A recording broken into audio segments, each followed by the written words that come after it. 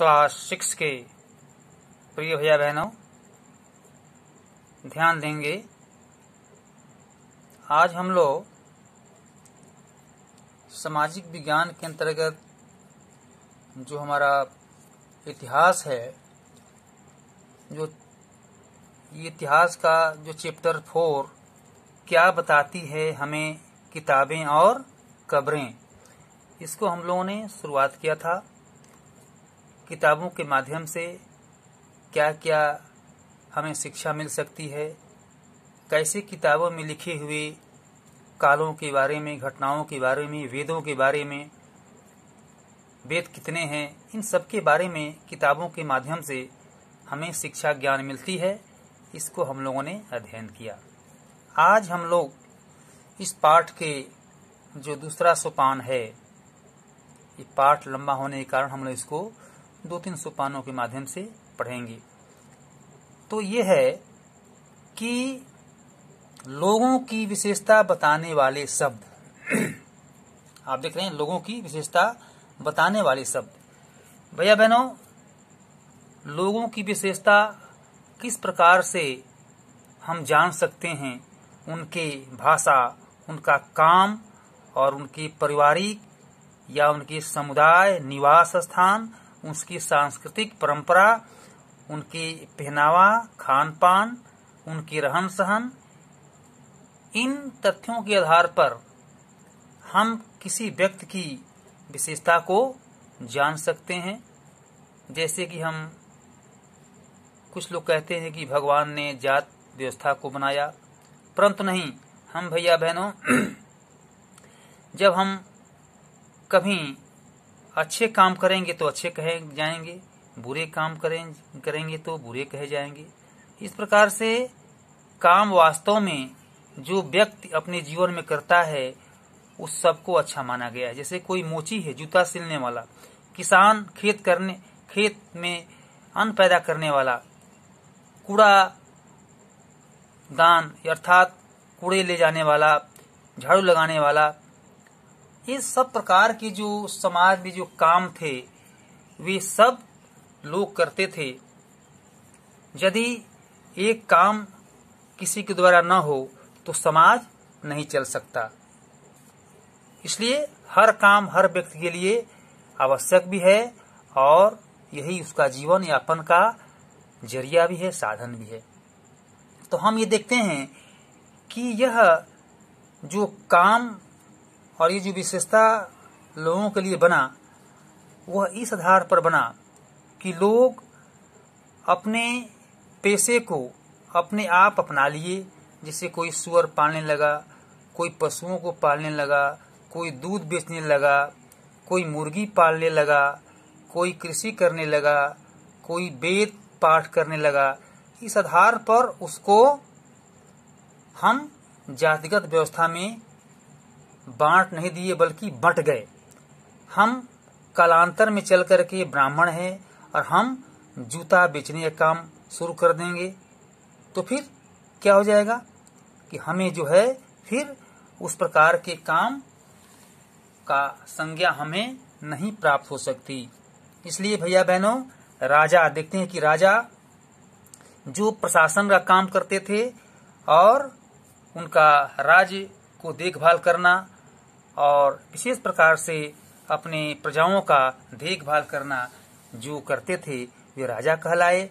जो वेद और सांस्कृतिक धरोहरों को स्थापित करने के लिए और उन्हें समाज में एक अच्छे ज्ञान देने के लिए जो उनका कार्य था, उसको हम लोग ब्राह्मण कहना शुरू कर दिए। इस प्रकार से लोगों की विशेषता बताने वाले ये शब्द हमें यह जानकारी देती है कि हम अपने कार्य को अपने आधार पर करते गए और हमारी जात व्यवस्था बदलती गई और उसी प्रकार से बनती गई। इस प्रकार से दास कौन थे, दस्यु कौन थे? जो मतलब कि प्रजा की सेवा करते थे, अर्थात उन्हें हर प्रकार की जो समस्याएं हैं उनको सुलझाते थे और उनके साथ रहते थे। वे लोग दास की संज्ञा में आए। पूरे समुदाय के लिए 2 शब्दों का इस्तेमाल होता था। एक था जन, जिसका प्रयोग हिंदी व अन्य भाषाओं में आज भी होता है। दूसरा था विष, जिसमें वैश्य शब्द निकला। इस विषय पर हम ये बात देखेंगे कि ये सभी हमारे ऋग्वेद से अर्थात वेदों से ये पैदा हुआ। से भरत जन या विष, यदु जन या विष जैसे कई उल्लेखनीय शब्द मिलते हैं। ये हमारे सभी वेदों से ये उल्लिखित शब्द प्राप्त होते हैं। इस प्रकार से हम देखते हैं कि दासी शब्द का मतलब गुलाम हो गया, अर्थात जो दास थे, जैसे हम लोग क्या थे, हमारा भारतवर्ष क्या था, पहले अंग्रेजों का दास था या गुलाम था। ठीक है, दास का मतलब गुलाम, ये ऐतिहासिक शब्द है। गुलाम शब्द मुस्लिमों का है, तो ये जो है गुलाम होना ये मुस्लिम वर्ड्स है, और ये दास हमारा हिंदी है। तो हम किसी दूसरे के अधीन होते हैं तो हम क्या कहलाएंगे, दास कहलाएंगे। ठीक है, और इस प्रकार से दास वे स्त्री और पुरुष होते थे जिन्हें युद्ध में बंदी बनाया जाता था। अब देखो, सही बात है कि युद्ध में उन्हें बंदी भी बनाते थे और उन्हें उनके मालिक की जायदाद माना जाता था। जो भी काम मालिक चाहते थे उन्हें वह सब करना पड़ता था। अर्थात यही तो है हमारी स्वतंत्रता को छीन लेना, अर्थात हम अपने मन से काम न करें और दूसरों के बताए हुए काम को क्या उसके अनुसार करना, उसमें अपनी मनमानी नहीं चलेगी। इस प्रकार से हम दूसरे के अधीन रहते हैं, परतंत्र रहते हैं। ठीक है, इस प्रकार से हम देखते हैं कि यह दास और दस्यु हम एक दूसरे पर आधारित काम को करने से और उनके गुलाम बनने से बनता है। खामोश प्रहरी, कहानी महापाषाणों की। अभी देखो महापाषाण क्या चीज है। अब ये कहानी एक विचित्र है। शिलाखंड महापाषाण, बड़ा पाषाण पत्थर, एक बड़ा पत्थर होता है जिसके नाम से जाने जाते हैं। ये पत्थर दफन करने की जगह पर लोगों द्वारा बड़े करीने से लगाए गए थे। महापाषाण कब्रें बनाने की प्रथा लगभग 3000 साल पहले शुरू हुई। यह प्रथा दक्षिण भारत, उत्तर पूर्वी भारत और कश्मीर में प्रचलित थी। अर्थात ये महापाषाण जो है हमारे एक कब्र के रूप में इसको हम मानते हैं। कुछ महत्वपूर्ण महापाषाण पुरास्थल मानचित्र 2 में दिखाए गए हैं। कुछ महापाषाण जमीन के ऊपर ही दिख जाते हैं, कुछ महापाषाण जमीन के भीतर भी होते हैं। अब हम देखते हैं वास्तव में कुछ महापाषाण जो है जमीन के अंदर और कुछ बाहर भी, कि दोनों रूप में दिखाई पड़ते हैं। और दोनों रूप में दिखाई पड़ने का मतलब यह है कि दोनों हमारे भारतवर्ष में प्रचलित थे। पुरातत्वविदों ने इसका अध्ययन करके और शोध करके इनके बारे में अपने विचार को व्यक्त किए हैं। इस प्रकार से हम देखते हैं कि कब्रों में कुछ समानताएं रहती हैं, जैसे कि कब्र जो मरते थे उनको कब्र को अर्थात एक ऊपर हम एक ऐसे उनको जलाते नहीं हैं, बल्कि उनको हम एक ऐसे जिंदे उनका एक पत्थर के रूप में हम प्लास्टर करके और उस पर चादर उड़ा देते हैं, उनका एक हम कब्र मान लेते हैं। ऐसे जो सब जगह नहीं होता है, जो हमारे मुस्लिम लोग होते हैं उनको ही कब्र बनाने का एक नियम है, अर्थात उनके धर्म में ऐसा ही होता होगा, इसलिए वो ऐसा करते हैं। वो दफनाते नहीं हैं, वो अपने कब्र के रूप में उसे बनाते हैं।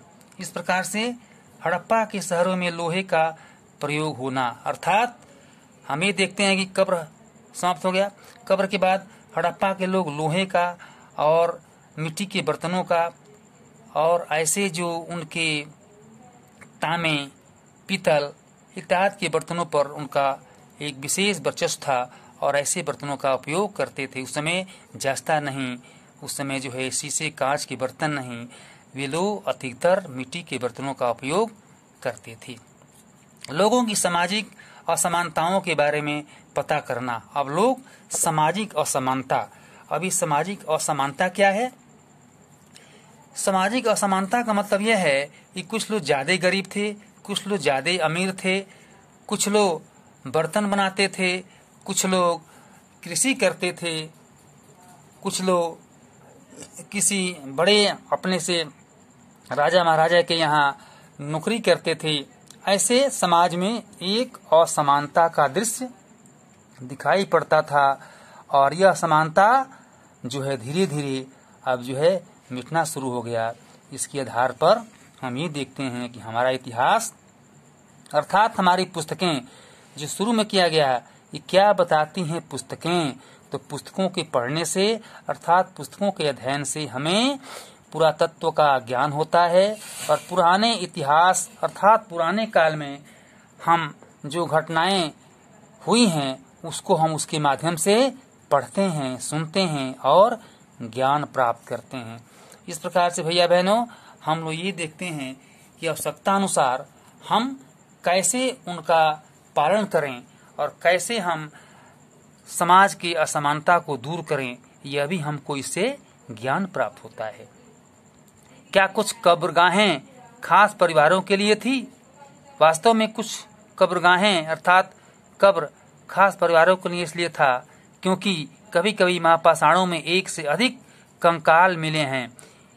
वे यह दर्शाते हैं कि शायद एक ही परिवार के लोगों को एक ही स्थान पर अलग अलग समय पर दफनाया गया था।